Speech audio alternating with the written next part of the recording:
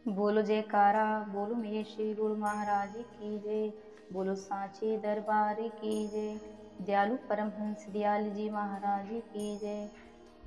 प्रेमियों, आप सभी को जय सच्चिदानंद श्री स्वरूप दर्शन विलक्षण योगी का आगमन। इस घटना के कुछ दिन पश्चात उस भाग्यशाली घर में एक महात्मा आए। उन्होंने माताजी से कहा, आप अपने बालक को हमें दिखलाइए, हम उस अलौकिक बालक का दर्शन करना चाहते हैं जो माता के 3 दिन देवी मंदिर में अलोप रही। माताजी के दिल में कुछ भय सा उत्पन्न हुआ और बोली, महाराज आप क्षमा करिए, मैं अपने बालक को नहीं दिखा सकती हूँ। माताजी के दिल में यह विचार आया कि यह साधु के रूप में न जाने कौन है, शायद कोई जादू करने आ गया हो। माताजी के बार बार आग्रह करने पर माताजी अपने दिव्य बालक को बाहर ले आई। आपके पवित्र दर्शन करके ही वह योगी बोले, माताजी यह कोई साधारण बालक नहीं है, यह तो कोई अवतारी महापुरुष दिखाई देते हैं। समस्त संसार इनकी पूजा करेगा, इनके द्वारा भविष्य में संसार बहुत कल्याण होगा। आप बहुत भाग्यशाली हैं जिनको इनकी चरण सेवा प्राप्त हुई है। यह वचन कहकर वह योगी वहां से विदा हो गए। इस घटना से साहस लीला पुरुषोत्तम भगवान श्री राम कृष्ण की याद आ गई। जिस समय नंद बाबा बाल गोपाल को मथुरा से लेकर गोकुल पहुंचे तो यशोदा मैया की खुशियां का कोई अंत न रहा।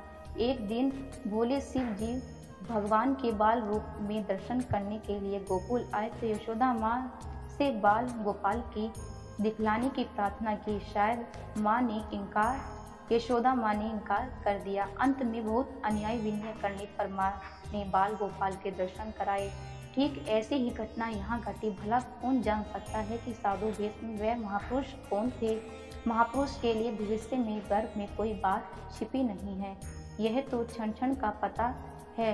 भविष्य का पर्दा तो हम अज्ञानियों के नेत्र पर पड़ा हुआ है, किंतु दिव्य दृष्टि वाले त्रिकालदर्शी महापुरुषों के लिए कोई भी घटना आश्चर्यजनक नहीं होती है। इस योगी की वृत्तांत को सुनकर माताजी चकित रह गई कि जिस माया के पर्दे ने अपना अवतार लिया है, उसी मायावंश हम सब पर इस बातों को भूल गए हैं और साधारण बालक जानकर आपसे प्रेम करने लगे। परिवर्तन प्रकृति का धर्म है। समय का चक्कर सदा चलता रहा है। ऋतु आती हैं चली जाती हैं। मनुष्य शरीर की परिवर्तनशील है। ये एक के पश्चात दूसरी अवस्था आती है, परंतु जो आनंद बाल अवस्था में होती है उसका तो कहना ही क्या। इसलिए तो सनक संदनक और सनातन और संतन कुमार आदि ऋषियों ने भगवान विष्णु के बाल अवस्था का वरदान मांगा था। बाल भाव अत्यंत मनोहर होता है। यह साधारण बालकों की लीलाओं में परम आनंद और उल्लास भरा रहता है। तब दिव्य बालकों की लीला को सुनने और सुनाने और अलौकिक तथा आनंदप्रद उल्लास भरा होता है।